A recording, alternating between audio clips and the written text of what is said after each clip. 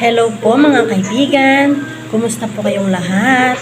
Magandang umaga sa inyong lahat dyan. At ako'y nagkakape ngayon.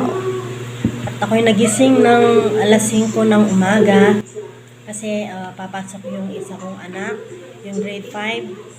Pinaghanda ko siya ng makakain. Ayun, pumasok na.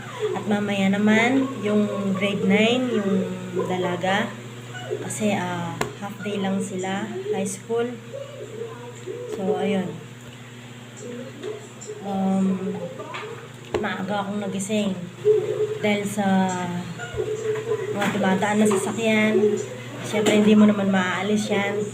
At okay lang yun.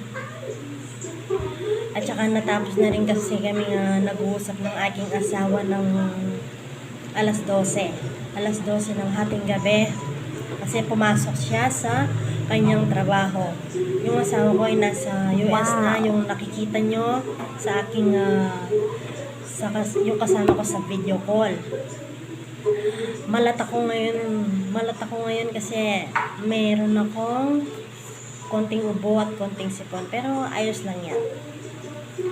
Pasensya na po kayo sa aking Tagalog. Nagbabalid ako kasi hindi naman ako talaga purong Tagalog. No? Yun. Ayun lang po. Salamat sa panonood ng aking video. Hanggang sa susunod. Salamat!